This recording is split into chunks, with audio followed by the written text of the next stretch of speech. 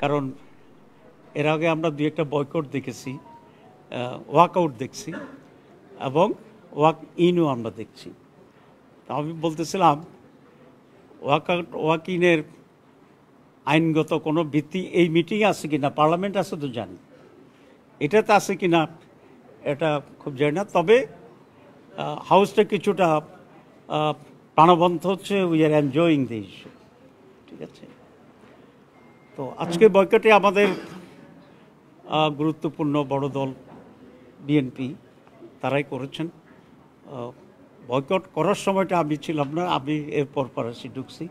আজকে Korean ambassador আসছিল আমাদের অফিসে, তো সেজন্য আমি ওনাকে অ্যাটেন্ড করেই আসতে গিয়ে একটু দেরি হয়েছে। আসলে আমাদের প্রস্তাবটা কী ছিল কমিশনের পক্ষ থেকে? প্রস্তাবটা ছিল এই কয়েকটি সাংবিধানিক কমিটি আগে থেকেই স্বাধীন ছিল, এখানে সরকারের হস্তক্ষেপ করার কোনো আইনগত সিস্টেম ছিল না। কিন্তু আমরা দেখছি যে নিয়ম যেটাই হোক, ড্রয়ার থেকে একটা স্লিপ বেরোয় এবং সেই স্লিপ অনুসারেই যেভাবে নিয়োগ দেওয়ার কথা বলে দেয় সেই নিয়োগটা সেভাবে হয়। আপনারা জানেন যে অনেক ব্রিলিয়েন্ট ছেলেরা রাজনীতির কারণে চাকরি পায়নি, অনেক ব্রিলিয়েন্ট লোকেরা রাজনীতির কারণে চাকরি হারিয়ে ফেলেছে, এবং এটার জন্য সবচেয়ে বেশি সাফার করেছে রাষ্ট্র।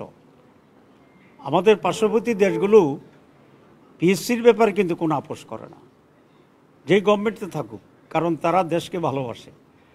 দেশে যদি যোগ্য লোকেরা যদি সেখানে না থাকে প্রশাসনে বা বিভিন্ন জানে, তাহলে দেশটা দুর্বল হয়ে যাবে। এই জন্য আমাকে অনেক মন্ত্রীরা বলতো যে সচিবেরা ড্রাফট করতে পারতো না, তো ড্রাফটিংতে ছিল অ্যাসিস্ট্যান্ট সেক্রেটারি লেভেলের কাজ, কিন্তু দেখা যায় সচিবেরা ড্রাফটিং জানে না। অনেক সচিব আছেন যারা ইংরেজিতে ড্রাফট করতে পারে না।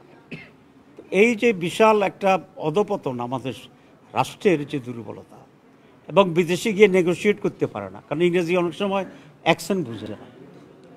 এটা ট্রু, এটা বাস্তবতা।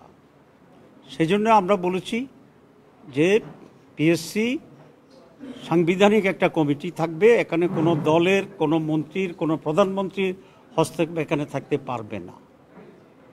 তো এটার বিরোধিতা করার তো আমি কোনো কারণ দেখতেছি না। আপনি কেন বিরোধিতা করবেন? তাহলে আপনি হস্তক্ষেপ চান। আপনি কেন বিরোধিতা করবেন? তাহলে আপনার দলীয়করণ চান। একটি দলের জন্য এটা সমস্যা হইতে পারে, যে দল মনে করে আমরা ক্ষমতায় গেলে আমরা কিছুটা বেনিফিট নেব, আর যদি মনে করে যে না আমরা কোনো অবৈধ বেনিফিট নেব না, তাহলে এখানে মেরিটের বেসিসে নিরপেক্ষভাবে আমাদের দেশের যারা উচ্চ প্রশাসনে আছেন তাদের নিয়োগ হবে, এতে তো আপত্তির কোনো কারণ নেই। আমি বলেছি বয়কটের পরে যে তাহলে এই হাউসকে কনভিন্স করতে হবে যে নিরপেক্ষ, হস্তক্ষেপহীন, মেরিট ওয়াইজ একটি রিক্রুটমেন্ট যদি হয়, তাহলে দেশের কি কি অসুবিধা আছে এটা আমাদেরকে কনভিন্স করতে হবে। আমরা যদি মনে করি দেশের খুব অসুবিধা হয়ে যাবে, অবশ্যই সেটা আমরা করব না।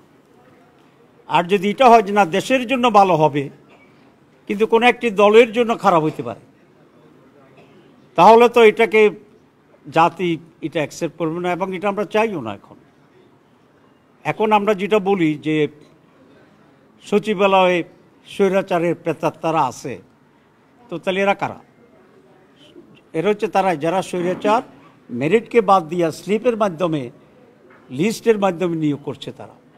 তো এরপরে যদি আমরা আবার সেই পদ্ধতিতেই নিয়োগ দেই, তাহলে এরপরে গভর্নমেন্টের সাথে বলবে যে ওর মুখের প্রেতাত্মা এখন ঘুরতেছে, তা আমরা কি সারাক্ষণ প্রেতাত্মার আওতায় থাকবো নাকি? এই জন্য আমরা চাচ্ছি প্রেতাত্মাকে আমরা দূর করে দিই। এই জন্য দোয়া দুরুদ সূরা টুরা যা পড়া দরকার আমরা এই কমিশনে পড়ি প্রেতাত্মাকে দূর করিয়া, যাতে করে প্রেতাত্মাহীন একটি উন্নত সচিবালয়, উন্নত সরকারি কর্মকর্তা দেশকে ভালোবাসে, যোগ্যতার ভিত্তিতে আসবে, এটা নিশ্চিত করা দরকার। সেই জন্যে অধিকাংশ দল এই মতের পক্ষে চূড়ান্তভাবে একমত। কিছু দল যারা সূর্যের আলোকে আলোকিত, তারাই সেখানে এই দ্বিমতের সাথে একমত। যারা যে দ্বিমত পোষণ করছেন এটা করা যাবে না সংবিধানে, সেই দ্বিমতের সাথে একমত। আমি কারোর নাম বলতে চাচ্ছি না। তো সেজন্য আমরা আজকে এটা খুব দ্ব্যর্থহীন ভাষায় বলতে চাই যে পিএসসি যেটা পাবলিক সার্ভিস কমিশন, এটা এখন আলোচনা হচ্ছে, এরপরে অন্যগুলো আলোচনা হবে। এটি অবশ্যই মেরিটের ভিত্তিতে সাংবিধানিক একটা বডি, সংবিধানের ভিত্তিতে এটা সেখানে সংবেশিত হওয়া অত্যন্ত জরুরি। যারা সংবিধানে রাখতে চাচ্ছেন না তারা কিন্তু এটার প্রয়োজনীয়তার ব্যাপারে কিন্তু একদম নেগেটিভ না। স্বচ্ছতার ব্যাপারেও তারা বলছেন আমরা স্বচ্ছতা চাচ্ছি। তাহলে ডিফারেন্সটা কি?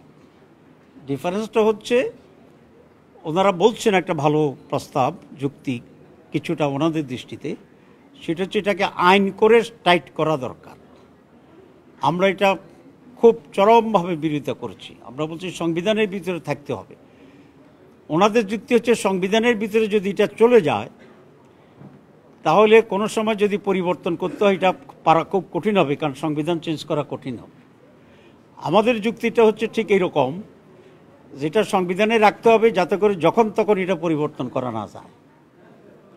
কারণ আইনের মাধ্যমে যদি হয় এবং কোনো দলের যদি মেজরিটি থাকে তাহলে সকালে আইন করবে, বিকেলে আবার চেঞ্জ করবে, এই মাসে করবে, পরের মাসে আবার চেঞ্জ করবে, তাদের সুবিধা অনুসারে করতে পারে। এই পরিবর্তনের এবং সুযোগের ফাঁক তৈরি করার যে এক ধরনের মানে স্পেস, এটা আমরা রাখতে চাই না। আমরা চাই জুলাই বিপ্লবের যে চেতনা, 54 বছরে দেশের মানুষের যে অভিজ্ঞতা, ন্যায্যতার যে অনুপস্থিতি, মেরিটের যে অবমূল্যায়ন এবং নিরপেক্ষতার যে দুর্ভিক্ষ, এই সবটাকে মিলে আমরা মনে করি যে কোনোভাবেই পিএসসি এই বিধানটি সংবিধানের ভিতরে বাইরে রাখার কোনো সুযোগ নেই। এবং অলমোস্ট মোর দেন 2/3 এটাতে অলরেডি এগ্রি করেছে। আমরা চেষ্টা করছি বিএনপি সহ যারা এটা একটু ডিফার করছে তাদেরকে বোঝানোর জন্যে, তাদেরকে কনভিন্স করার জন্যে, এবং অনেকে প্রকাশ্যে তাদের প্রতি আকুল আবেদনও জানিয়েছেন যে দেশের স্বার্থে আপনারা এটা এখানে একমত হন, এটা আমাদের রাষ্ট্রের জন্য প্রয়োজন। তো আজকের প্রোগ্রামের প্রশ্ন নেব আজ আমি এখানে করছি। আমি বিএনপিকে ধন্যবাদ জানাতে চাই বাংলাদেশ জামাত ইসলামের পক্ষ থেকে, যে ওনারা ওয়াকআউট করলেও টোটালি প্রোগ্রাম বয়কট করেন নাই, ওনারা পরে এসে প্রোগ্রামে অংশগ্রহণ করেছেন।